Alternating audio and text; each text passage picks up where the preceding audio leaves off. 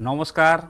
পশ্চিমবঙ্গ সমগ্র শিক্ষা মিশন বিদ্যালয় শিক্ষা বিভাগ পশ্চিমবঙ্গ সরকারের উদ্যোগে আয়োজিত বাংলা শিক্ষা ক্লাসরুম 2024-এ আপনাদের সবাইকে আরও একবার স্বাগত।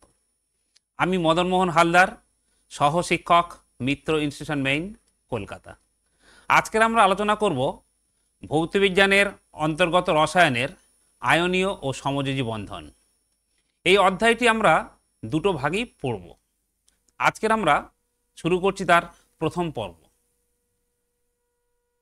দেখো, প্রথম পর্বে আমরা যে বিষয়গুলো আলোচনা করব সেটা হলো রাসায়নিক বন্ধন কি, আমরা জানব রাসায়নিক বন্ধন গঠনের কারণ, আমরা জানব যোজ্যতা, যোজ্যতা কক্ষ ও যোজক ইলেকট্রন, এছাড়াও যোজ্যতার দ্বৈত সূত্র ও অষ্টক সূত্র, দ্বৈত ও অষ্টক সূত্র প্রাপ্তির উপায়, আয়নীয় বন্ধন ও আয়নীয় বন্ধন সম্পর্কিত কোষেলের ধারণা, আয়নীয় যোজ্যতা, আয়নীয় বা তড়িৎযোজী বন্ধন, আয়নীয় যোজ্যতার পরিমাপ, আয়নীয় বা তড়িৎযোজী যৌগ, আয়নীয় যৌগর বিভিন্ন ধর্মাবলী, আয়নীয় যৌগ গঠনের শর্তসমূহ, আয়নীয় কেলাস গঠন এবং সবশেষে আমরা দেখব আয়নীয় যৌগ গঠনের কীভাবে যৌগ গঠন হয় এবং যাবতীয় তথ্য আমরা আলোচনা করব আজকের এই ক্লাসে। তাহলে শুরু করা যাক প্রথমেই রাসায়নিক বন্ধন আসলে কি।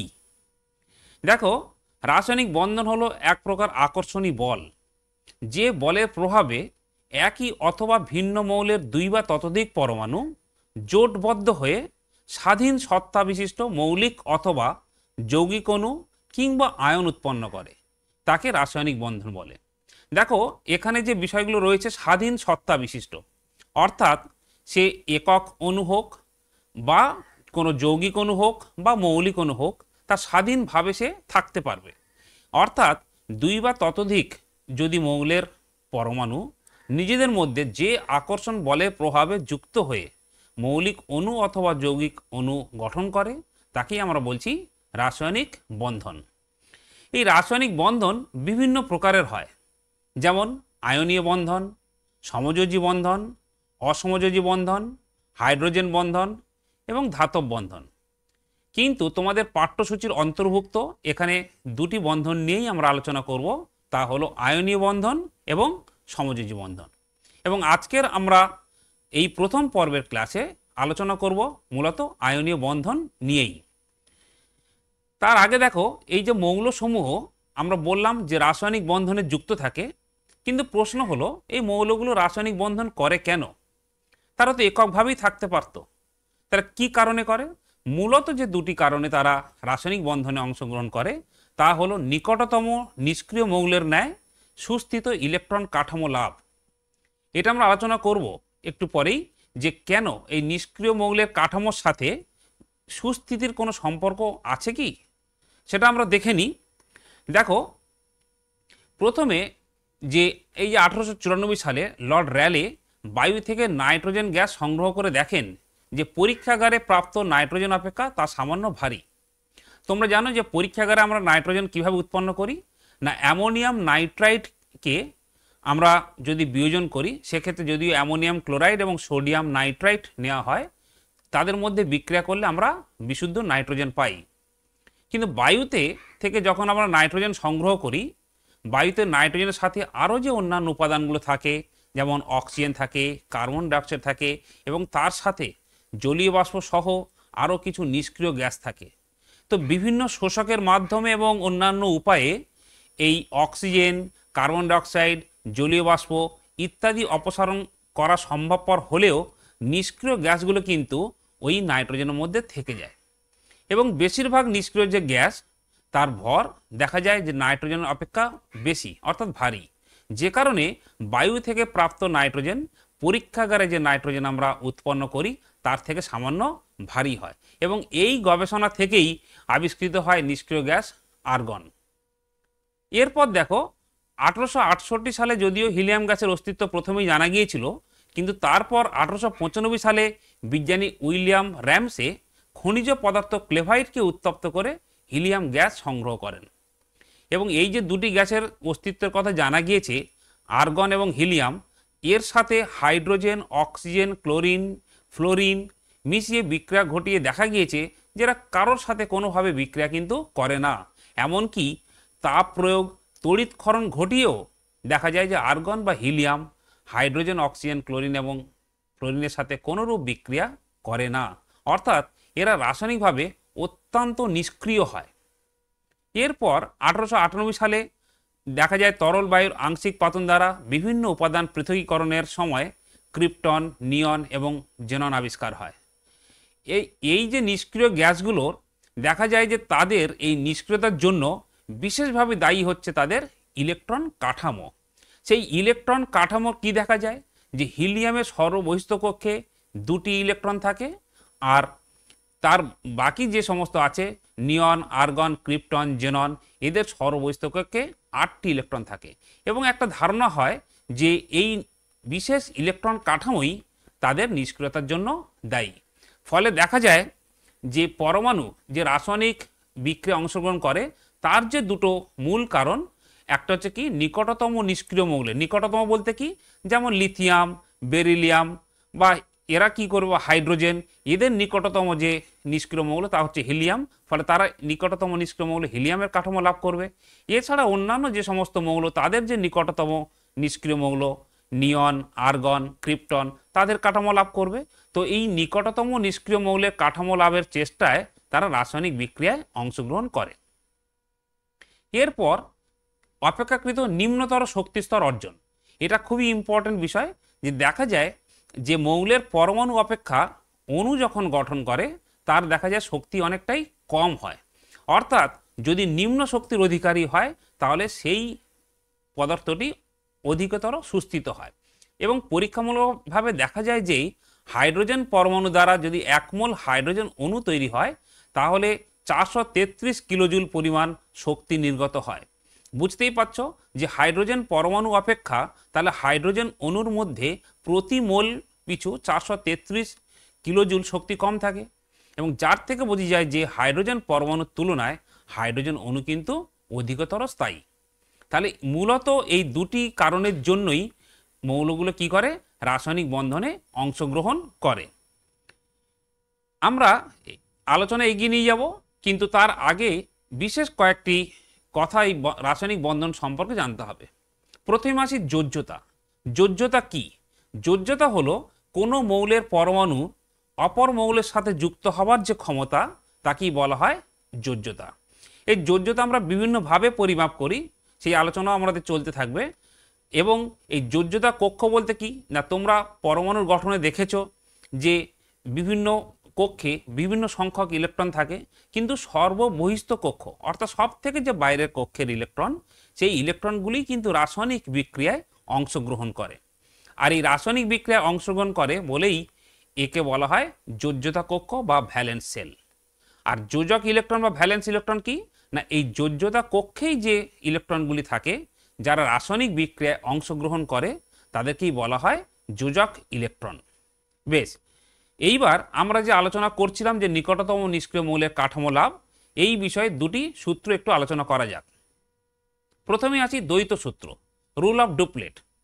না, হিলিয়ামের নিকটবর্তী যে মৌল, আগেই বলেছি হাইড্রোজেন, লিথিয়াম, বেরিলিয়াম, বোরন, এই রাসায়নিকভাবে সুস্থিত হওয়ার জন্য তাদের পরমাণুর সর্ববহিস্থ কক্ষে ইলেকট্রন গ্রহণ অথবা বর্জনের মাধ্যমে 2টি ইলেকট্রন লাভের যে প্রবণতা দেখায় সেটাই হচ্ছে যোজ্যতার দ্বৈত সূত্র। আর হিলিয়াম বাদ দিয়ে অবশিষ্ট যে সমস্ত নিষ্ক্রিয় মৌলগুলি আছে তাদের যেহেতু সর্ববহিস্থ কক্ষে 8টি ইলেকট্রন থাকে, ফলে হাইড্রোজেন, লিথিয়াম, বেরিলিয়াম এবং বোরন ব্যতীত অন্যান্য সমস্ত মৌল তাদের রাসায়নিকভাবে সুস্থিত হওয়ার জন্য তাদের নিজ নিজ নিকটতম নিষ্ক্রিয় মৌলের ন্যায় যোজ্যতা কক্ষে 8টি ইলেকট্রন লাভের প্রবণতা দেখায়। আর এটাই হচ্ছে যোজ্যতার অষ্টক সূত্র। বোঝা গেল তাহলে? বেশ, এইবার কিভাবে কোনো মৌল এই দ্বৈত অর্থাৎ 2টি অথবা তার বাইরে কক্ষে 8টি ইলেকট্রন লাভ করতে পারে তার কি কি উপায় আছে আমরা সেগুলো আলোচনা করি। দেখো, কোনো পরমাণুর যোজ্যতা কক্ষের এক বা একাধিক ইলেকট্রন অপর কোনো পরমাণুর যোজ্যতা কক্ষে স্থানান্তরের মাধ্যমে হতে পারে। মানে কোনো একটি পরমাণু যদি একটি ইলেকট্রন ত্যাগ করে তাহলে অপর পরমাণু সেই বর্জিত ইলেকট্রনটি গ্রহণ করতে পারে। এইভাবে স্থানান্তরের মাধ্যমে কিন্তু তার বাইরের কক্ষে দ্বৈত অথবা অষ্টক পূরণ করতে পারে, এবং তার ফলে যে বন্ধন সৃষ্টি হয় তাকে আয়নীয় বন্ধন বলে। আমরা সেই আলোচনা এগিয়ে নিয়ে যাব। আরও কি উপায় আছে? দেখো, দুটি পরমাণুর যোজ্যতা কক্ষের সমসংখ্যক ইলেকট্রনের সমন্বয়ে গঠিত এক বা একাধিক ইলেকট্রন জোড় উভয় পরমাণু দ্বারা সমভাবে ব্যবহৃত হওয়ার মাধ্যমে যে বন্ধন গঠিত হয় তাকে বলা হয় কি? সমযোজী বন্ধন। আরও একটি উপায় আছে, একটি পরমাণু যদি দুটি ইলেকট্রন তথা ইলেকট্রন জোড় উভয় পরমাণুর দ্বারা সমভাবে ব্যবহৃত হওয়ার মাধ্যমেও বন্ধন গঠিত হতে পারে, তাকে বলা হয় অসমযোজী বন্ধন। যদিও তোমাদের দশম শ্রেণীর পাঠ্যসূচির অন্তর্ভুক্ত প্রথম দুই প্রকার অর্থাৎ আয়নীয় এবং সমযোজী এই দুই প্রকার বন্ধন নিয়েই আজকের আমাদের আলোচনা। আমাদের অসমযোজী বন্ধন যখন তোমরা পরবর্তীকালে বিজ্ঞান নিয়ে পড়াশোনা করবে তখন তোমরা আরও বিস্তারিত জানতে পারবে। তাহলে আলোচনা করা যাক প্রথমে আয়নীয় বন্ধন। দেখো, আয়নীয় বন্ধন সম্পর্কে প্রথম যে ধারণা দেন তিনি বিজ্ঞানী কোসেল।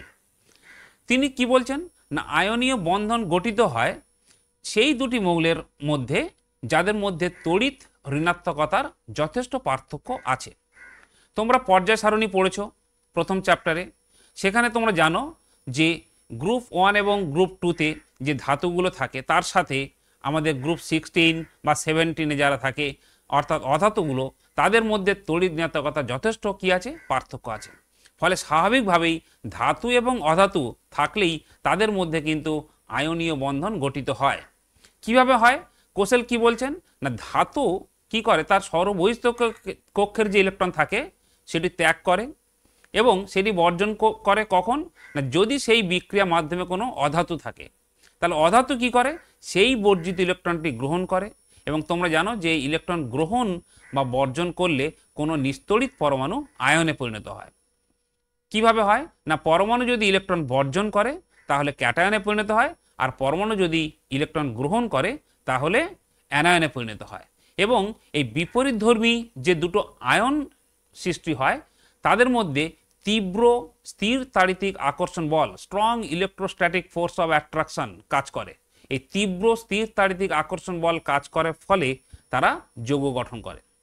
তাহলে বুঝতেই পারছো, দেখো তোমাদের ছবিটা, এখানে সোডিয়াম এবং ক্লোরিন। সোডিয়াম ধাতু তোমরা জানো গ্রুপ 1-এর মৌল, আর গ্রুপ 17 হচ্ছে ক্লোরিন। সোডিয়ামের বাইরের কক্ষে একটি মাত্র ইলেকট্রন থাকে। তোমরা যদি সোডিয়ামের ইলেকট্রন বিন্যাস দেখো তাহলে দেখবে কে কক্ষে 2টি, এল কক্ষে 8টি এবং এম কক্ষে 1টি ইলেকট্রন থাকে। তাহলে সোডিয়ামের পক্ষে অষ্টক লাভের সব থেকে সহজতম উপায় একটি ইলেকট্রন ত্যাগ করার। নিশ্চয়ই তার পক্ষে 7টি ইলেকট্রন গ্রহণ করে অষ্টক পূর্তি সম্ভবপর নয়। আবার পাশাপাশি ক্লোরিন সেই বিক্রিয়ার মাধ্যমে যে উপস্থিত আছে ক্লোরিন, তারও ইলেকট্রন বিন্যাস যদি তোমরা দেখো তাহলে দেখবে কে কক্ষে 2টি, এল কক্ষে 8টি এবং এম কক্ষে 7টি ইলেকট্রন থাকে। ফলে অষ্টক পূরণের ক্ষেত্রে ক্লোরিনের সব থেকে সহজতম উপায় ওই সর্ববহিস্থ কক্ষে যদি একটি ইলেকট্রন সে গ্রহণ করতে পারে, কারণ তার পক্ষে 7টি ইলেকট্রন বর্জন করা সম্ভবপর নয়। এবং দেখা যায় বাস্তবে কি হয় না, সোডিয়াম তার সর্ববহিস্থ কক্ষের যে ইলেকট্রনটি সেটা বর্জন করে এবং ক্লোরিন কি করে, ওই বর্জিত ইলেকট্রনটি গ্রহণ করে। ফলে সোডিয়াম ইলেকট্রনটি বর্জন করে সহজেই কি উৎপন্ন করে? Na+ ক্যাটায়ন উৎপন্ন করে। আর ক্লোরিন সেই ইলেকট্রনটি গ্রহণ করে সহজেই কি উৎপন্ন করে? Cl- অর্থাৎ অ্যানায়ন। এখন এই ক্যাটায়ন এবং অ্যানায়ন বিপরীত দুটি আধানের মধ্যে তীব্র স্থির তাড়িতিক আকর্ষণ বল কাজ করায় তারা আয়নীয় যৌগ অর্থাৎ সোডিয়াম ক্লোরাইড NaCl গঠন করে। তাহলে বুঝতে পারছো, এইভাবে তড়িৎ ধনাত্মক এবং তড়িৎ ঋণাত্মক পরমাণুগুলি যুক্ত হওয়ার ক্ষমতাকেই আমরা কি বলছি? তড়িৎ যোজ্যতা বা আয়নীয় যোজ্যতা। এবং এই ধারণা যেটা আমরা আলোচনা করলাম, এই ধারণা প্রথম দিয়েছিলেন 1916 খ্রিস্টাব্দে বিজ্ঞানী কোসেল। তাহলে দেখো, আমরা যে আলোচনা করলাম সেই হিসাবে আমরা আয়নীয় যোজ্যতা বা তড়িৎ যোজ্যতা কাকে বলবো? তাহলে আমরা বলতে পারি নিকটতম নিষ্ক্রিয় মৌলের মতন সুস্থিত ইলেকট্রন কাঠামো লাভের চেষ্টায় কোনো তড়িৎ ধনাত্মক মৌলের পরমাণু তার যোজ্যতা কক্ষের এক বা একাধিক ইলেকট্রন অপর কোনো তড়িৎ ঋণাত্মক মৌলের পরমাণুর যোজ্যতা কক্ষে স্থানান্তরিত হয়ে যথাক্রমে ক্যাটায়ন ও অ্যানায়ন গঠনের মাধ্যমে পরস্পর স্থির তাড়িতিক আকর্ষণ বল দ্বারা যুক্ত হয়ে যৌগ গঠনের যে প্রবণতা দেখায় তাকেই আয়নীয় যোজ্যতা বা তড়িৎ যোজ্যতা বলে। আর আয়নীয় বন্ধন কাকে বলবো না, তড়িৎ ধনাত্মক এবং তড়িৎ ঋণাত্মক মৌলের পরমাণুর মধ্যে এক বা একাধিক ইলেকট্রন আদান প্রদানের মাধ্যমে যে রাসায়নিক বন্ধন গঠিত হয় তাকে আয়নীয় বন্ধন বলে। আচ্ছা, এই আয়নীয় বন্ধন যে গঠন করে কোনো মৌল, তার কি নির্দিষ্ট কোনো পরিমাপ আছে, নাকি যে কোনো পরিমাণেই তারা আয়নীয় বন্ধন গঠন করতে পারে? দেখা যাক। দেখো, আয়নীয় যোজ্যতার পরিমাপ আমরা কিভাবে করি না, কোনো যৌগ গঠনের সময় কোনো মৌলের একটি পরমাণু যত সংখ্যক ইলেকট্রন গ্রহণ বা বর্জন করে সেই সংখ্যাটি হলো উক্ত মৌলের আয়নীয় যোজ্যতা। দেখো, আমরা একটু আগে যে সোডিয়াম ক্লোরাইড গঠনের আলোচনা করছিলাম, সেক্ষেত্রে তোমরা কি দেখলে না, সোডিয়াম একটি পরমাণু ত্যাগ করে সোডিয়াম আয়ন উৎপন্ন করলো, আবার ক্লোরিন সেই পরমাণুটা যে ইলেকট্রনটা গ্রহণ করে ক্লোরাইড অ্যানায়ন তৈরি করলো। তাহলে বলো তো, সোডিয়াম এবং ক্লোরিনের এই তড়িৎ যোজ্যতা বা আয়নীয় যোজ্যতার পরিমাপ কত হবে? নিশ্চয়ই হবে 1, কারণ সোডিয়াম একটি ইলেকট্রন বর্জন করলো, তাহলে সোডিয়ামের আয়নীয় যোজ্যতা কত? 1। এবং ক্লোরিনও একটি ইলেকট্রন গ্রহণ করলো, তাহলে তারও আয়নীয় যোজ্যতার পরিমাপ কত হলো? 1। বেশ, এইবার আয়নীয় বা তড়িৎযোজী যৌগ কাকে বলে না, আয়নীয় বন্ধন গঠনের মাধ্যমে যে যৌগগুলো তৈরি হয়, সৃষ্ট হয়, তাকেই বলা হয় আয়নীয় যৌগ। যেমন দেখো, এখানে উদাহরণ আছে sodium chloride, calcium oxide, magnesium chloride, calcium chloride. দেখো, সমস্ত উদাহরণগুলো ভালো করে খেয়াল করে দেখবে এর মধ্যে কি আছে, একটি ধাতব পরমাণু এবং একটি অধাতব পরমাণু। যেমন দেখো, সোডিয়াম ক্লোরাইডের মধ্যে সোডিয়াম ধাতব পরমাণু আর ক্লোরিন আছে অধাতব পরমাণু। একইভাবে ক্যালসিয়াম অক্সাইডে আছে ক্যালসিয়াম ধাতব পরমাণু, অক্সিজেন অধাতব পরমাণু, ম্যাগনেসিয়াম ক্লোরাইড, ক্যালসিয়াম ক্লোরাইড। তাহলে তোমাদের যদি কোনো যৌগ দিয়ে কোনটি আয়নীয় বা কোনটি সমযোজী যৌগ চিহ্নিত করতে বলা হয়, তাহলে নিশ্চয়ই তোমরা সহজেই ধাতু এবং অধাতু শনাক্ত করেই তোমরা যৌগটি কোন ধর্মী, মানে আয়নীয় প্রকৃতির না সমযোজী প্রকৃতির, সেটা নিশ্চয়ই তোমরা বুঝতে পারবে। বেশ, এইবার যে আমরা আলোচনা করব আয়নীয় যৌগের বিভিন্ন ধর্ম। দেখো, প্রথমে আছি ভৌত অবস্থা, ফিজিক্যাল স্টেট। আমরা কি অবস্থায় আয়নীয় যৌগগুলো দেখি? দেখো, সাধারণ অবস্থায় কিন্তু আয়নীয় যৌগগুলি কঠিন, শক্ত ও কেলাসাকার হয়। কেন না, এই যে আয়নীয় যৌগগুলি বিপরীত আধান দিয়ে তৈরি হয় এবং তাদের মধ্যে তীব্র স্থির তাড়িতিক আকর্ষণ বল কাজ করে, সেই কারণে সেই তাদের মধ্যে যে বন্ধন শক্তি, সেটাকে ভেঙে ফেলা বা বিয়োজিত করা, সেটা কিন্তু বেশ অনেক শক্তির প্রয়োজন হয়, যে কারণে তারা সাধারণ অবস্থায় কঠিন এবং শক্ত কেলাসাকার হয়। যেমন দেখো, তোমরা যে বাড়িতে খাদ্য লবণ আমরা যে ব্যবহার করি, সেই খাদ্য লবণ সোডিয়াম ক্লোরাইড আমরা প্রথমে আলোচনা করেছি। সোডিয়াম ক্লোরাইড একটি আয়নীয় যৌগ এবং তোমার সোডিয়াম ক্লোরাইড দেখতে কেমন? অবশ্যই সেটা কঠিন, শক্ত এবং কেলাসাকার। বেশ, এরপরে আসি তড়িৎ পরিবাহিতা। দেখো, এই আয়নীয় যে যৌগগুলি যেহেতু বিপরীতধর্মী আধান দ্বারা গঠিত, তাই এরা গলিত অথবা জলে দ্রবীভূত অবস্থায় তড়িৎ পরিবহন করে এবং এই তড়িৎ পরিবহনের জন্য দায়ীকে অবশ্যই সংশ্লিষ্ট আয়ন। কিন্তু দেখো, এখানে একটা বিষয় খেয়াল করো, বলা রয়েছে কি, গলিত অথবা জলে দ্রবীভূত অবস্থায় তড়িৎ পরিবহন করে। তাহলে কঠিন অবস্থায় কিন্তু এরা তড়িৎ পরিবহন করে না। কেন করে না না, কঠিন অবস্থায় এই যে বিপরীতধর্মী আধানগুলি এতটাই তীব্র স্থির তাড়িতিক আকর্ষণ বল দ্বারা যুক্ত থাকে বা পরস্পরের নিকট তারা আবদ্ধ থাকে, যে সেই আয়নগুলির গতিশীলতা থাকে না। ফলে দেখা যায় যে কোনো আয়নীয় কেলাসের উভয় প্রান্তে যদি বিভব প্রভেদ প্রয়োগ করা হয়, তাহলেও দেখা যায় যে সেই আয়নগুলির কোনোরূপ গতিশীলতা থাকে না এবং তারা তড়িৎ পরিবহন করে না। কিন্তু গলিত অথবা জলে দ্রবীভূত অবস্থায় এরা আয়ন আকারে থাকে এবং সেই সংশ্লিষ্ট আয়নগুলি তড়িৎ পরিবহন করে। চলে আসি আমরা পরের পয়েন্টে। দেখো, বন্ধনের অভিমুখ। আয়নীয় যৌগের বন্ধনের কিন্তু নির্দিষ্ট কোনো অভিমুখ নেই। কেন নেই না, দুটি বিপরীত আধান পরস্পরকে যে কোনো দিক দিয়েই তো একই পরিমাণ আকর্ষণ করবে, তার নির্দিষ্ট কোনো দিক তো থাকে না। বিপরীত আধান পরস্পরের কাছে যে দিক, যে অভিমুখে, যে অক্ষ বরাবর আসুক না কেন, তারা একে অপরকে একইভাবেই আকর্ষণ করবে। ফলে আয়নীয় যৌগের কিন্তু কোনো তোমার নির্দিষ্ট অভিমুখ বন্ধনের থাকে না। এবার আসি গলনাঙ্ক এবং স্ফুটনাঙ্ক। দেখো, আমরা বারবার আলোচনা করছি যে দুটি বিপরীত আধান যেহেতু তীব্র তোমার স্থির তাড়িতিক আকর্ষণ বল দ্বারা আবদ্ধ থাকে, ফলে তাদেরকে একে অপরের থেকে পৃথক করতে অনেক বেশি শক্তির প্রয়োজন হয়। সেই কারণেই আয়নীয় যৌগগুলির কিন্তু গলনাঙ্ক এবং স্ফুটনাঙ্কের মান অনেক বেশি হয়। আমরা পরবর্তীকালে যখন আয়নীয় এবং সমযোজী বন্ধনের তুলনা করব, তখন দেখবে যে আয়নীয় যৌগের গলনাঙ্ক স্ফুটনাঙ্ক সমযোজী যৌগ অপেক্ষা অনেক বেশি হয়। আর সেই কারণেই তো আয়নীয় যৌগগুলি স্বাভাবিক অবস্থায় কঠিন, শক্ত, কেলাসাকার হয়। বেশ, এবার আসি দ্রাব্যতা। দেখো, আয়নীয় যৌগগুলি ধ্রুবীয় দ্রাবক। ধ্রুবীয় দ্রাবকটা কি? যেমন ধরো জল, এই ধ্রুবীয় দ্রাবকে দ্রবীভূত হয়, কিন্তু অধ্রুবীয় দ্রাবকে যেমন কেরোসিন, বেনজিন, অ্যালকোহল, এতে কিন্তু অদ্রাব্য। দেখো, আমি ধ্রুবীয় দ্রাবক তোমাদের একটু পরেই আমি আরও বিস্তারিত আলোচনা করে দেব। তোমরা পর্যায় সারণী পড়েছো, তড়িৎ ঋণাত্মকতা পড়েছো, ফলে বন্ধনের ধ্রুবীয়তা, এই জলের যে অক্সিজেন যে দুটি হাইড্রোজেন পরমাণুর সাথে যুক্ত থাকে এবং সেই বন্ধনে কিন্তু ধ্রুবীয়তা থাকে, যে কারণে জল একটি ধ্রুবীয় বা পোলার সলভেন্ট আমরা বলে থাকি। আচ্ছা, কাঠিন্য এবং ভঙ্গুরতা। তো তোমরা তো জেনেছো যে আয়নীয় যৌগগুলি কঠিন হয়, কিন্তু যদি এই কঠিন আয়নীয় যৌগের উপর বল প্রয়োগ করা হয় তাহলে কি হয়? একটি স্তরের উপর আরেকটি স্তরের সরণ ঘটে।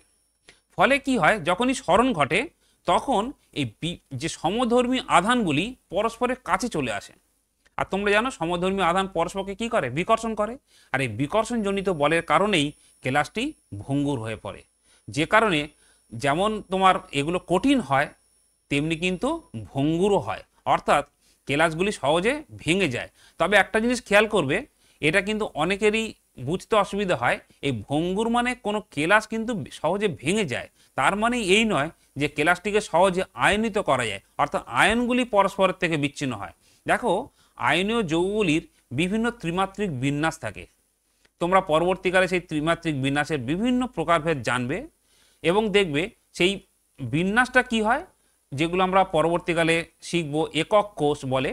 তো যাই হোক, সেই কেলাসটি ভেঙে যেতে পারে, কিন্তু কখনোই বল প্রয়োগ করলে, যেমন ধরো NaCl একটা বড় ক্রিস্টাল, বল প্রয়োগ করলে সহজে ভেঙে যেতে পারে, কিন্তু বল প্রয়োগ করে Na+ আর Cl- আয়ন দুটোকে আলাদা করা যাবে না। বোঝা গেল এবারে? বেশ। সমবায়বতা, আইসোমারিজম। দেখো, বন্ধনের নির্দিষ্ট কোনো অভিমুখ না থাকায় আয়নীয় যৌগগুলি কিন্তু সমবায়িত ধর্ম দেখায় না। বন্ধনের যদি অভিমুখ থাকতো তাহলে সেই বন্ধনের, এখানে কি বললাম, যে দুটি বিপরীত আধান পরস্পরকে যে কোনো দিক দিয়েই সমভাবে আকর্ষণ করে, ফলে নির্দিষ্ট অভিমুখ থাকে না, ফলে সমবায়বতাও কিন্তু দেখা যায় না। সমবায়বতা কি জিনিস না, সেটা হচ্ছে একই আণবিক সংকেত বিশিষ্ট ভিন্নধর্মী যৌগ, মানে আণবিক সংকেত একই থাকবে, কিন্তু বিভিন্ন অ্যারেঞ্জমেন্টের তফাতের জন্য, অর্থাৎ বিন্যাসের তফাতের জন্য কি হয়, ভিন্ন ভিন্ন যৌগ উৎপন্ন করে। তাকেই বলা হয় সমবায়বতা, যে ধর্মটি কিন্তু সমযোজী যৌগের দেখা যায়। বেশ, এবার আসি বিক্রিয়ার হার। দেখো, যেহেতু আয়নীয় যৌগগুলি আয়ন আকারেই থাকে এবং গলিত অবস্থায় বা উপযুক্ত দ্রাবকে দ্রবীভূত অবস্থায় যেহেতু সবসময় আয়নেই থাকে, ফলে এই বিক্রিয়াগুলো কিন্তু অনেক দ্রুত গতিতে হয়, অনেক ফাস্ট রিয়াকশন হয়, অল্প সময়ের মধ্যে বিক্রিয়া সম্পূর্ণ হয়ে যায়, যেটা কি না সমযোজী যৌগের ক্ষেত্রে সম্ভবপর নয়।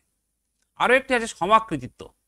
দেখো, সমাকৃতি, এখানে বিষয়টা হচ্ছে সম আকৃতি, অর্থাৎ একই রকম দেখতে একই রকম দেখতে আমরা কিভাবে দুটো ক্লাসের মধ্যে তুলনা করতে পারি?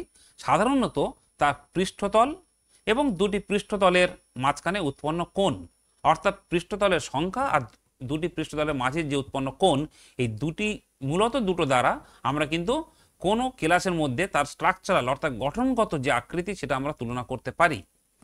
এই একই রকম জ্যামিতিক আকৃতি বিশিষ্ট ক্লাসগুলিকেই আমরা বলছি সমাকৃতি ক্লাস। আর এই ঘটনাকেই বলা হয় সমাকৃতি ধর্ম বা সমাকৃতিত্ব, আইসোমরফিজম। এই আয়নীয় যৌগগুলির মধ্যে সমাকৃতি ধর্ম লক্ষ্য করা যায়। যেমন দেখো, Cu2s এবং Ag2s। এখানে একটা জিনিস বিশেষভাবে উল্লেখ্য, যে দেখো, সমাকৃতি গঠনকারী যে ক্লাসগুলি, তার মধ্যে কিন্তু পরমাণু সংখ্যা একই থাকবে এবং যে সমাকৃতি গঠন করবে যে পরমাণু বা মৌল, তার যোজ্যতাও একই হবে। যেমন প্রথমটায় দেখো, কিউপ্রাস সালফাইড, তাহলে সেখানে দেখা যাচ্ছে কি +1 কপারের, মানে কপারের যোজ্যতা কত? 1, এবং সিলভারের যোজ্যতাও 1। এবং দেখো, কিউপ্রাস সালফাইডের মধ্যে মোট যতগুলি পরমাণু আছে, মোট কতগুলি আছে? কপারের 2টি, সালফারের 1টি, মোট কটা হলো? 3টি। একইভাবে Ag2s সিলভার সালফাইড, তার মধ্যেও মোট কি আছে? 3টি পরমাণু আছে, 2টি সিলভারের পরমাণু, 1টি সালফারের পরমাণু। নিচের উদাহরণটা দেখো, ম্যাগনেসিয়াম সালফেট এর শোধক কেলাস আছে MgSO4 7H2O এবং জিঙ্ক সালফেট 7H2O। এখানে দেখো ম্যাগনেসিয়াম এবং জিঙ্ক এদের দুজনেরই যোজ্যতা হচ্ছে 2 এবং খুব ভালো করে লক্ষ্য করে দেখো দুটো কেলাসের মধ্যে উপস্থিত পরমাণু সংখ্যাও একই আছে, তাদের গঠনগত তার যে স্ট্রাকচারাল যেমন তার আকৃতিগত মিল আছে তেমন সংকেত দিক থেকেও মিল আছে, এরা হচ্ছে সমাকৃতি কেলাস। বেশ, এইবার আমরা আলোচনা করি আয়নীয় কেলাসের গঠন। আয়নীয় কেলাস কেমন হয় দেখো, আমরা একটু আগেই আয়নীয় কেলাসের বিভিন্ন আকৃতির কথা বলছিলাম। মূলত এখানে একটা জিনিস তোমাদেরকে শেখাবো, সেটা হচ্ছে ব্যাসার্ধ অনুপাত। তোমরা জানো যে ক্যাটায়ন এবং অ্যানায়ন, আচ্ছা প্রথমে একটা জিনিস বলি যে দেখো পরমাণু অপেক্ষা এই যে ক্যাটায়নের ব্যাসার্ধ কম হয় না বেশি হয়? ক্যাটায়নের ব্যাসার্ধ সবসময় পরমাণুর অপেক্ষা ছোট হয়, মানে কম হয়। কেন না, তার সর্বস্থ কক্ষে যখন ইলেকট্রন বেরিয়ে যায় বেশিরভাগ ক্ষেত্রে কি হয়, যেমন ধরো সোডিয়ামের প্রথমে বলেছিলাম তার ইলেকট্রন বিন্যাস কত 281, তাহলে এম কক্ষ সর্বস্থ কক্ষ থেকে যখন ইলেকট্রনটি বেরিয়ে গেল তাহলে অবশিষ্ট কক্ষ সংখ্যা কটি হলো, দুটি, কে এবং এল। তাহলে Na প্লাসের যে মানে আকার সেটা নিশ্চয়ই সোডিয়াম অপেক্ষা ছোট হবে।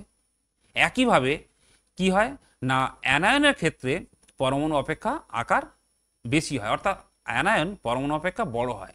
তারও একটা কারণ আছে, যেমন কি, যেমন তোমাদের মনে হতে পারে যে ক্লোরিনের তো সর্বস্থ কক্ষ যা ছিল KLM, এম কক্ষে 7টি ছিল, এখন 8টি ইলেকট্রন, ফলে তো একই সংখ্যক কক্ষ আছে, তাহলে কিভাবে আয়তনে বড় হলো? বিষয়টা হচ্ছে এরকম যে ক্লোরিনের সর্বস্থ কক্ষে যখন 8টি ইলেকট্রন এলো, দেখো এই ইলেকট্রনগুলোকে ধরে রাখে কে, কেন্দ্রে উপস্থিত তোমার প্রোটন সংখ্যা। তাহলে এই যে মোট 17টি প্রোটন ছিল আর ক্লোরিনের নিস্তড়িত অবস্থায় 17টি ইলেকট্রন ছিল, তাহলে 17টি প্রোটন 17টি ইলেকট্রনকে যে আকর্ষণ বল দ্বারা আকর্ষণ করছিল, এখন সর্বস্থ কক্ষে একটি ইলেকট্রন যোগ হওয়ার ফলে কি হয় না, 17টি প্রোটন মিলে 18টি ইলেকট্রনকে ধরে রেখেছে। ফলে সেক্ষেত্রে আকর্ষণ বল নিশ্চয়ইভাবে বাইরের যে ইলেকট্রনের প্রতি কমে যাবে, ফলে তারা কি হয়, আয়তনে বড় হয়। এছাড়াও আরও একটি কারণ আছে, যখন সর্বস্থ কক্ষে ইলেকট্রন সংখ্যা বৃদ্ধি পায় তখন ইলেকট্রন নিজেদের মধ্যেও বিকর্ষণ কাজ করে, সব মিলিয়ে কি হয়, অ্যানায়নের আকার পরমাণু অপেক্ষা বড় হয়। এইবার এই ব্যাসার্ধ অনুপাত জিনিসটা কি না, ক্যাটায়নের ব্যাসার্ধ আর অ্যানায়নের ব্যাসার্ধের এই অনুপাতকে বলা হয় ব্যাসার্ধ অনুপাত। দেখো এই ব্যাসার্ধ অনুপাত থেকে আমরা কিন্তু কেলাসের গঠন সম্পর্কে একটা ধারণা পেতে পারি।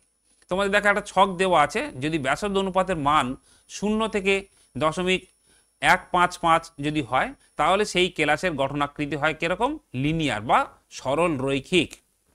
আবার যদি 0.155 থেকে 0.225 হয় তাহলে হয় কি, ট্রায়াঙ্গুলার বা ত্রিভুজাকার। আর যদি 0.225 থেকে 0.414 হয় তাহলে সেটা হয় কি, টেট্রাহেড্রাল। আর 0.414 থেকে 0.732 হলে অক্টাহেড্রাল বা অষ্টতলকীয়। আর যদি 0.732 থেকে 1.00 হয় তাহলে সেটা হয় কিউবিক বা ঘনকাকার। দেখো এখানে এটা মাথায় রাখতে হবে যে কেলাস গঠনের সময় ক্যাটায়ন বা অ্যানায়নগুলি এমনভাবে জ্যামিতিকভাবে বিন্যস্ত থাকে, ত্রিমাত্রিকভাবে বিন্যস্ত থাকে, যাতে তাদের সমজাতীয় যে আধান তাদের মধ্যে বিকর্ষণজনিত বলটা কিন্তু সব থেকে মিনিমাইজ হয়, কম হয়, ন্যূনতম হয় এবং কেলাসটি সুস্থিত হয়। কারণ আগেই বলেছি যে সমজাতীয় আধান পরস্পরকে বিকর্ষণ করার ফলে কি হয় না, এই কেলাসগুলো ভঙ্গুর হয়। ফলে কেলাসের গঠন সবসময় এমনভাবে কেলাসগুলো বিন্যস্ত হবে যাতে সমজাতীয় আধান পরস্পর থেকে যতটা সম্ভব দূরে থাকতে পারে এবং তাদের বিকর্ষণজনিত বল ন্যূনতম হয় এবং ফলে কেলাসটি সুস্থিত হয়। দেখো এখানে আরও একটি শব্দ রয়েছে, সর্বগাঙ্ক সংখ্যা বা কোঅর্ডিনেশন নাম্বার। এটা কি, এটা বিষয়ে একটু বলি না, কোনো একটা আয়নকে ঘিরে বিপরীত আয়নের যত সংখ্যা উপস্থিত থাকে, যত সংখ্যক বিপরীত আয়ন উপস্থিত থাকে, সেই সংখ্যাটাকে বলা হয় সর্বগাঙ্ক সংখ্যা বা কোঅর্ডিনেশন নাম্বার। যেমন একটা উদাহরণ দেখাই, স্ট্রাকচারটা দেখো, সোডিয়াম ক্লোরাইড। এখানে সোডিয়াম যে আয়ন তাকে পিঙ্ক কালার দিয়ে দেখানো হয়েছে এবং ক্লোরাইড যে আয়ন তাকে গ্রিন কালার দিয়ে দেখানো হয়েছে। এবং লক্ষ্য করে দেখো সোডিয়ামের আকারটা একটু ছোট এবং ক্লোরাইডের আকারটা একটু বড় দেখানো আছে। দেখো কেন্দ্রে যে তোমার সোডিয়াম আয়নটা রয়েছে তাকে ঘিরে চারিদিকে এবং উপর নিচে মোট 6টা তুমি আরও পাবে, গ্রিন কালারের বল পাবে। দেখো তো ভালো করে তাকিয়ে একদম সেন্টারে যে তোমার পিঙ্ক কালারের সোডিয়াম আয়নটা আছে তার চারিদিকে এবং উপর নিচে মিলিয়ে 6টা কিন্তু গ্রিন কালারের বল পাবে। একইভাবে কোনো একটা গ্রিন কালারের বলকে ঘিরে তুমি ওরকম 6টা পিঙ্ক কালারের বল পাবে। অর্থাৎ আমরা বলতে পারি একটি সোডিয়াম আয়নকে ঘিরে 6টি ক্লোরাইড আয়ন বা একটা ক্লোরাইড আয়নকে ঘিরে 6টি কি আছে তোমার সোডিয়াম আয়ন আছে। ফলে এদের সর্বাঙ্গ সংখ্যা হচ্ছে কত 6। তুমি ছকটা আরেকবার দেখো, যদি 6 হয় তাহলে জ্যামিতিক গঠন কেমন হওয়া উচিত, অক্টাহেড্রাল, এবং ব্যাসার্ধ অনুপাতের মান কত হওয়া উচিত 0.414 থেকে 0.732। এবং বাস্তবে দেখা যায় যে NaCl এর কিন্তু ব্যাসার্ধ অনুপাত অর্থাৎ ক্যাটায়ন ও অ্যানায়নের যে ব্যাসার্ধ অনুপাত তার মান হয় 0.525। তার মানে এই 0.414 থেকে যে 0.732 রেঞ্জ ছিল তার মধ্যেই রয়েছে। ফলে দেখো NaCl এর সর্বাঙ্গ সংখ্যাও যেমন 6, NaCl এর ব্যাসার্ধ অনুপাতও ওই 0.414 থেকে 0.732-র মধ্যে অর্থাৎ 0.525, এবং NaCl হচ্ছে তোমার অষ্টতলকীয় তার গঠন। বোঝা গেল? এইভাবে কিন্তু বিভিন্ন ক্লাসের গঠন সম্পর্কে আমরা ধারণা পেতে পারি।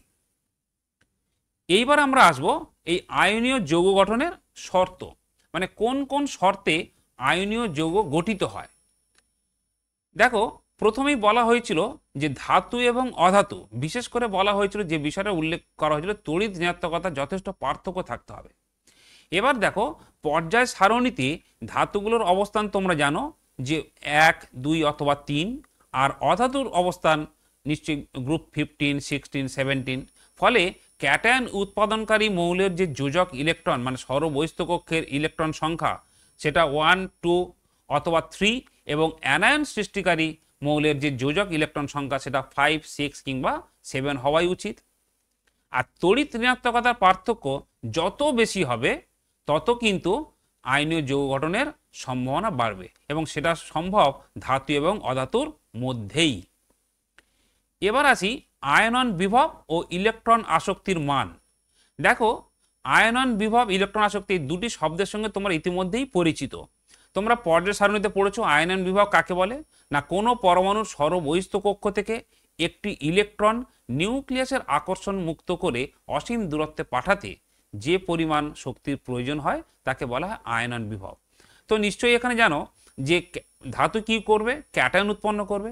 যদি ধাতুর সরবহিস্থ কক্ষ থেকে সরবহিস্থ কক্ষে যে ইলেকট্রন নিউক্লিয়াসে আকর্ষণ মুক্ত করে ক্যাটায়ন উৎপন্ন করতে যত কম শক্তির প্রয়োজন হবে তত সহজেই ক্যাটায়ন উৎপন্ন করবে। তাহলে আমরা বলতে পারি আয়নীয় বিভবের মান অর্থাৎ ক্যাটায়ন গঠনকারী মৌলের আয়ন বিভবের মান যত কম হবে ততই আয়নীয় যৌগ গঠনের পক্ষে সেটা উপযোগী হবে। ঠিক বিপরীত ইলেকট্রন আসক্তিটা কি না, কোনো পরমাণু সরবহিস্থ কক্ষে ইলেকট্রন গ্রহণ করলে যে পরিমাণ শক্তির মুক্তি ঘটে। তাহলে যে অ্যানায়ন উৎপন্ন করবে অর্থাৎ অধাতু, যদি সহজে ইলেকট্রনটা নিতে পারে এবং নেওয়ার ফলে যদি সুস্থিত হয় তাহলে কি করবে, তার আয়নীয় যৌগ গঠনের যে প্রবণতা সেটা আরও বৃদ্ধি পাবে। যে কারণে অ্যানায়ন গঠনকারী মৌলের উচ্চ ইলেকট্রন আসক্তি কিন্তু আয়নীয় যৌগ গঠনের পক্ষে উপযুক্ত। এছাড়া দেখো বন্ধন সৃষ্টিকারী পরমাণুর আকার, ক্যাটায়ন সৃষ্টিকারী মৌলের পরমাণুর আকার যত বড় হয় এবং অ্যানায়ন সৃষ্টিকারী মৌলের পরমাণু আকার যত ছোট হয় ততই কি হয় না, এই ক্যাটায়ন এবং অ্যানায়নের কেন্দ্রের মধ্যবর্তী দূরত্ব যত কম হয় ততই আয়নীয় যৌগ গঠনের প্রবণতা ততই বৃদ্ধি পায়। তার কারণ দেখো, আমি যদি অন্য দিক দিয়েও ব্যাখ্যা করি তোমরা বুঝতে পারবে যে ক্যাটায়ন যত বড় হবে তাহলে কি হবে, নিউক্লিয়াস থেকে তার সরবহিস্থ কক্ষের ইলেকট্রনের দূরত্ব বাড়বে। আর যদি দূরত্ব বৃদ্ধি পায় তাহলে সেই ইলেকট্রন নিউক্লিয়াসের সাথে যে আকর্ষণ বল দ্বারা যুক্ত থাকবে সেটা নিশ্চয়ই কম হবে, এবং সেই ইলেকট্রনকে তার নিউক্লিয়াসে আকর্ষণ মুক্ত করে অসীম দূরত্বে পাঠাতে অর্থাৎ সহজ ভাষায় ক্যাটায়ন উৎপন্ন করতে কম শক্তির প্রয়োজন হবে। তার মানে তার আয়নীয় ভবন বিভবের মানও কম হবে, যে কারণে ক্যাটায়ন যে সৃষ্টি করবে সেই মৌলের আকার যত বড় হবে সেটা আয়নীয় বন্ধন গঠনের পক্ষে উপযোগী। এবং একইভাবে অ্যানায়নের যে গঠন করবে অধাতু তার আকার যত ছোট হবে সেটা কিনা তোমার আয়নীয় বন্ধন গঠনের পক্ষে ততই উপযোগী হবে। এরপরে যেটা ইম্পর্টেন্ট সেটা হচ্ছে ক্যাটায়ন ও অ্যানায়নের আধানের পরিমাণ। ক্যাটায়ন এবং অ্যানায়ন উভয়েরই যে আধান এটা যদি মানে কম পরিমাণ থাকে তাহলে কম থাকে তাহলে আয়নীয় যৌগ গঠনের প্রবণতা কিন্তু বৃদ্ধি পায়। যেমন দেখো তোমাদের সোডিয়াম ক্লোরাইড আমরা আলোচনা করেছি, দেখো Na+ এবং Cl-, তাহলে এদের আধানের পরিমাণ কত, 1 একক করে, তাহলে এদের ক্ষেত্রে কিন্তু আয়নীয় যৌগ গঠনের প্রবণতা বৃদ্ধি পাবে। অর্থাৎ তুমি বলতেই পারো, কেউ ভাবতেই পারো যে গ্রুপ 1 অর্থাৎ পর্যায় সারণীতে প্রথম শ্রেণীর সাথে গ্রুপ 17, কারণ উভয়েরই আয়নের মান কত হবে না 1 একক করে হবে, তাই তো? ফলে তাদের মধ্যে কিন্তু যে আয়নীয় বন্ধন সৃষ্টি হবে সেটা কিন্তু অধিকতর তীব্র হবে। এরপরে আসি ল্যাটিস শক্তি। এই ল্যাটিস শক্তিটা কি তোমাদেরকে একটু বলি না, যখন বিপরীত যে আয়ন অর্থাৎ ক্যাটায়ন এবং অ্যানায়ন পরস্পর যুক্ত হয়ে যে কেলাস গঠন করে তখন কিছুটা পরিমাণ শক্তির কি হয়, মুক্তি ঘটে। এই যে পরিমাণ শক্তির মুক্তি ঘটে এবং একটা ল্যাটিস গঠন করে তাকেই বলা হয় ল্যাটিস এনার্জি অর্থাৎ ল্যাটিস শক্তি। এই ল্যাটিস এনার্জির মান যত বেশি হবে তার মানে উৎপন্ন যে ল্যাটিসটার শক্তি তত কম হবে। যত শক্তি বেরিয়ে যাবে তাহলে উৎপন্ন যৌগের মধ্যে অর্থাৎ যে ল্যাটিস তৈরি হবে তার মধ্যে শক্তি কম থাকবে। অর্থাৎ ল্যাটিস শক্তির পরিমাণ, নির্গত ল্যাটিস শক্তির পরিমাণ যত বেশি হবে আয়নীয় যৌগ গঠনের প্রবণতা তত বৃদ্ধি পাবে। তাহলে আমরা আলোচনা করলাম যে কোন কোন শর্তে আয়নীয় যৌগ গঠন হতে পারে। এইবার আমরা একটু দেখে নেব তোমাদের যে পয়েন্টগুলো আমি কয়েকটা বলেছিলাম, যে ধ্রুবীয়তা, এই জল ধ্রুবীয় দ্রাবকে কীরকমভাবে কেন আয়নীয় যৌগগুলো দ্রবীভূত হয় সেগুলো একটু আমি বোর্ডে দেখিয়ে দেব। আর আমরা একটা ভিডিওর মাধ্যমে দেখে নিই যে তোমাদের যে বিষয়গুলো আলোচনা হলো কিভাবে আয়নীয় যৌগ গঠিত হয় তার বিস্তারিত আলোচনা আমরা একটা ভিডিওর মাধ্যমে দেখে নিই। চলো আমরা দেখে নিই একটা আয়নীয় যৌগ কিভাবে তোমরা খাতায় কলমে করবে। যেমন ধরো উদাহরণ হিসাবে আমি নিলাম ক্যালসিয়াম ক্লোরাইড। দেখো CaCl2, তাহলে ক্যালসিয়াম ধাতু এবং ক্লোরিন অধাতু, তাহলে এদের মধ্যে কি আছে, অবশ্যই আয়নীয় বন্ধন আছে। এইবার দেখে নিই এই ক্যালসিয়াম ক্লোরাইড কিভাবে যৌগটি উৎপন্ন করলো। দেখো ক্যালসিয়ামের ইলেকট্রন বিন্যাস কি আছে, 2 8 8 2, অর্থাৎ K কক্ষে 2টি, L কক্ষে 8টি, M কক্ষে 8টি এবং N কক্ষে 2টি ইলেকট্রন আছে। তাহলে এই ক্যালসিয়াম কিভাবে অষ্টক পূরণ করতে পারে, আইদার এখানে আরও 6টি ইলেকট্রন নিতে হবে, না হলে এই 2টি ইলেকট্রন বর্জন করবে।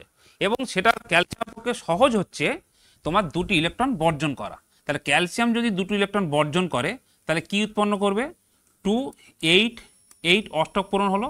এবং 2টো ইলেকট্রন যখন বর্জন করবে -2e, তাহলে এখানে তৈরি করবে ক্যালসিয়াম আয়ন, অর্থাৎ এটা তৈরি করবে। কিন্তু এই 2টো ইলেকট্রন তো বাইরে মুক্ত অবস্থা থাকতে পারে না, তাহলে এই 2টো ইলেকট্রন নেবে কে, যদি বিক্রিয়ার মাধ্যমে থাকে ক্লোরিন। দেখো ক্লোরিনের ইলেকট্রন বিন্যাস কি আছে, 2 8 এবং 7, তার মানে K কক্ষে 2টি, L কক্ষে 8টি এবং M কক্ষে 7টি ইলেকট্রন। তাহলে এর বাইরের কক্ষে যে 2টি ইলেকট্রন থাকে, আমি যদি তোমাদের এই ভ্যালেন্স সেলটা একটু ড্র করি তাহলে এখানে এই যে 2টো ইলেকট্রন থাকে, এই 2টো ইলেকট্রন কি করছে, ক্লোরিনের যদি আমরা ভ্যালেন্স সেলটা ড্র করি তাহলে এখানে কত ইলেকট্রন থাকে, 1 2 3 4 5 6 7, 7টা আছে। তাহলে আরও একটি ক্লোরিন পরমাণু প্রয়োজন, তাহলে আরও একটি ক্লোরিন পরমাণু আমরা আঁকলাম, তারও ভ্যালেন্স সেলটা ড্র করলাম, তাহলে এখানেও থাকবে 7টা, 1টা 2টো 3টে 4 5 6 এবং 7। দেখো এই ইলেকট্রন যদি ক্লোরিন পরমাণুতে একটা ট্রান্সফার হয় এবং এই ইলেকট্রনটা যদি এই ক্লোরিন পরমাণুতে ট্রান্সফার হয় তাহলে উভয় ক্লোরিন পরমাণুই তার ইলেকট্রন বিন্যাস কী হবে না হবে 2 8 2 8 এবং 8। এবং তার ফলে দেখো একটা ইলেকট্রন আসার ফলে এটা কী হবে, ক্লোরাইড আয়ন তৈরি করবে এবং এই ইলেকট্রন একটা পাওয়ার পরে এও কি তৈরি করবে না Cl- তৈরি হবে, তাই তো, অর্থাৎ Cl- আয়ন তৈরি করবে। যেহেতু একটা ইলেকট্রন কি করেছে, এদের সাথে যোগ হয়েছে, এর সাথেও যেহেতু একটা ইলেকট্রন যোগ হয়েছে তাহলে এরা দেখো এইভাবে অষ্টক পূরণ করলো, এও এইভাবে অষ্টক পূরণ করলো 2 8 8 এবং দুজনেই কি হলো, সুস্থিত হলো। কিন্তু এই অবস্থায় মাধ্যমে আছে কি Ca2+ আছে, এই আয়ন আছে, আর কি আছে, ক্লোরিন আছে Cl-, আর একটা Cl-। দুটো এই যে বিপরীতধর্মী আধান এদের মধ্যে স্থির তাড়িৎ আকর্ষণ বল কাজ করবে এবং এর ফলে যে যৌগটি উৎপন্ন করবে সেটা হচ্ছে আয়নীয় যৌগ ক্যালসিয়াম ক্লোরাইড। তাহলে বোঝা গেল যে কিভাবে আমরা দেখালাম যে ক্যালসিয়াম পরমাণু তার অষ্টক পূরণ করছে এবং ক্লোরিন পরমাণু তার অষ্টক পূরণ করছে। এবং এই প্রসঙ্গে বলে রাখি যে সব সময় জেনে রাখবে যে পরমাণু অপেক্ষা আয়ন কিন্তু অধিকতর সুস্থিত, যেমন সোডিয়াম অপেক্ষা সোডিয়াম আয়ন বেশি সুস্থিত, একইভাবে ক্লোরিন পরমাণু অপেক্ষা ক্লোরাইড আয়নও সুস্থিত।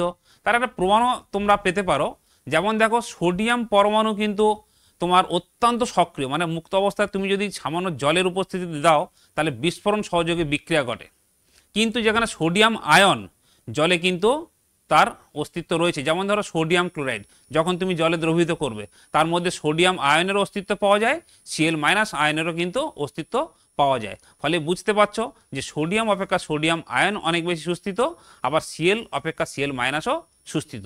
একইভাবে ক্যালসিয়ামও কিন্তু অপেক্ষা ক্যালসিয়াম আয়ন সুস্থিত। তাহলে এইভাবে আমরা সমগ্র বিষয়টা তোমাদের আলোচনা করে দেখালাম যে কিভাবে আমাদের আয়নীয় যৌগ উৎপন্ন হয়। বেশ, এবার তোমাদের আমি বলেছিলাম যে আমরা জল হচ্ছে একটা ধ্রুবীয় যৌগ, যে ধ্রুবীয় দ্রাবকে কি হয় তোমার আয়নীয় যৌগগুলো দ্রবীভূত হয়।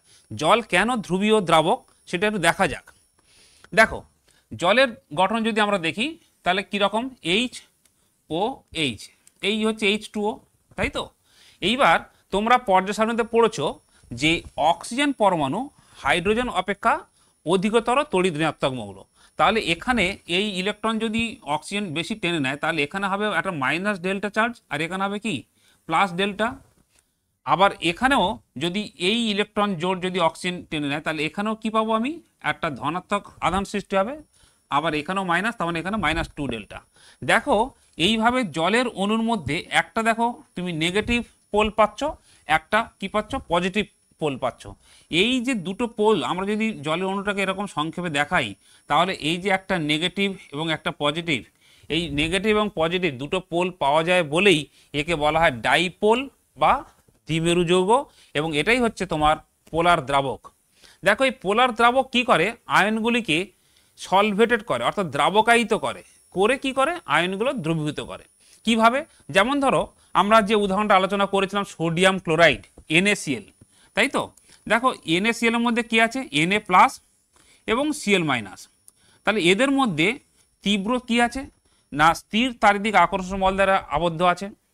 এখন যদি জল দেওয়া হয় তাহলে জলের মধ্যে কি হয় না এই Na+ কিভাবে সলভেটেড হয়, দেখো এই Na+ একে জলের অণু কি করছে, একে ঘিরে ধরছে এইভাবে, জলের অণু এইভাবে একে ঘিরে ধরছে, এবং দেখো জলের যে নেগেটিভ প্রান্ত সেটা Na+ এর দিকে, ধনাত্মক প্রান্তটা দূরের দিকে।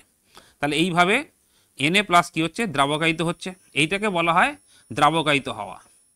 একইভাবে Cl- দ্রাবকায়িত হবে, Cl- দ্রাবকায়িত হবে এইভাবে। দেখো Cl- তাকেও কি করবে জলের অণু এইভাবে তাকে ঘিরে ধরছে, ফলে আয়নগুলো কি হচ্ছে না NaCl যেটার মধ্যে স্থির তারিদিক আকর্ষণ বল দ্বারা আবদ্ধ ছিল, দেখো জলের কিন্তু এটা ধনাত্মক দিক হবে, এটা নেগেটিভ, এটা পজিটিভ, এটা নেগেটিভ, একইভাবে এটা পজিটিভ, এটা নেগেটিভ, এটাও পজিটিভ, এটা নেগেটিভ, এইভাবে কি হচ্ছে Cl- দ্রাবকায়িত হচ্ছে।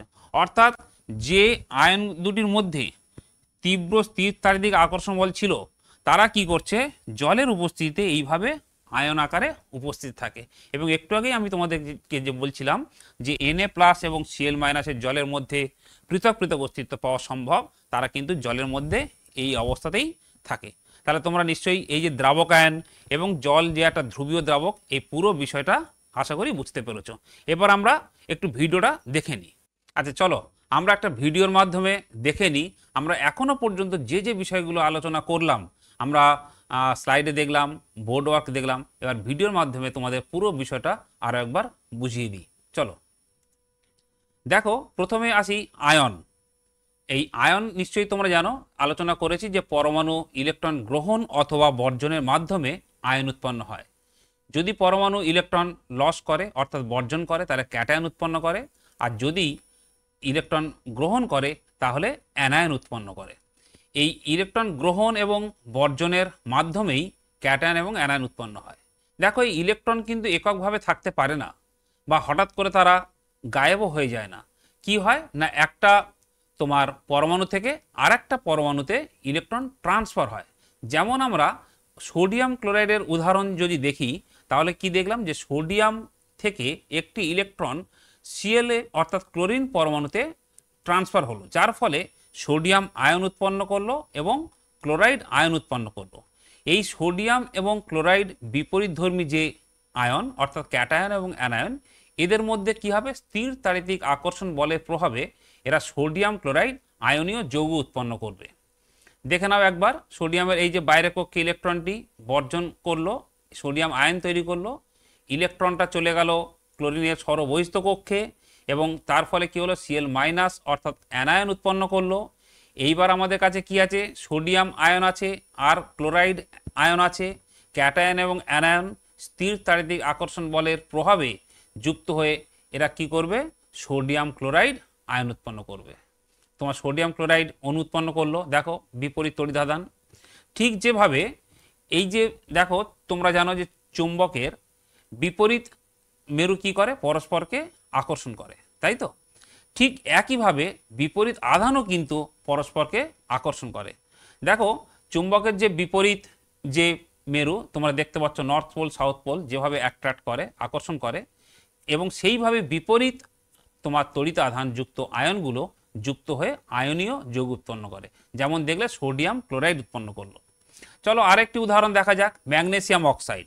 দেখো ম্যাগনেসিয়ামের কি আছে, সর্ববহিস্থ কক্ষে দেখো কে কক্ষে দুটি ইলেকট্রন আছে, ম্যাগনেসিয়াম ইলেকট্রন বিন্যাস বলো 282, তাই তো? কে কক্ষে দেখো দুটো, এল কক্ষে অর্থাৎ দ্বিতীয় কক্ষে দেখো 8টা, এই 2 4 6 এবং 8, আর বাইরের কক্ষে আছে তোমার আরও দুটি ইলেকট্রন।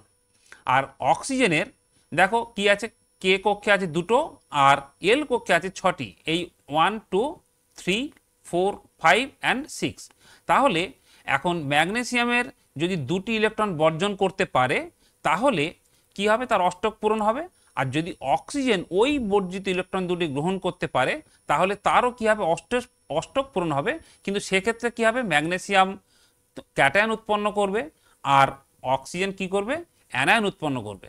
তাহলে দেখো ম্যাগনেসিয়াম কি করছে, দুটো ইলেকট্রন তোমার অক্সিজেনকে দান করছে এবং করে ম্যাগনেসিয়াম অক্সাইড উৎপন্ন করছে।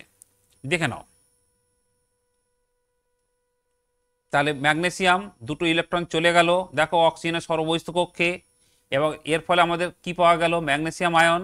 আর অক্সিজেনের কি হলো, দুটো আয়ন ইলেকট্রন যোগ হওয়াতে অক্সাইড আয়ন, এখন দুটো বিপরীত তড়িৎ-আধান আয়ন ক্যাটায়ন অ্যানায়ন যুক্ত হয়ে আয়নীয় বন্ধন সৃষ্টি করলো এবং আমরা পেয়ে গেলাম ম্যাগনেসিয়াম অক্সাইড MgO। দেখো পরের উদাহরণ যেটা আমি বোর্ডে দেখিয়েছিলাম একটু আগেই, সেইটা দেখে নাও, ক্যালসিয়াম ক্লোরাইড। দেখো ক্যালসিয়ামের বাইরের কক্ষে যে দুটি ইলেকট্রন, সেই দুটো ইলেকট্রন দুটি ক্লোরিন পরমাণুতে তোমার ট্রান্সফার হলো, হলে কি করলো না, দুটো ক্লোরাইড অ্যানায়ন উৎপন্ন করলো। দেখে নাও, একটু আগে দেখিয়েছিলাম বোর্ডে।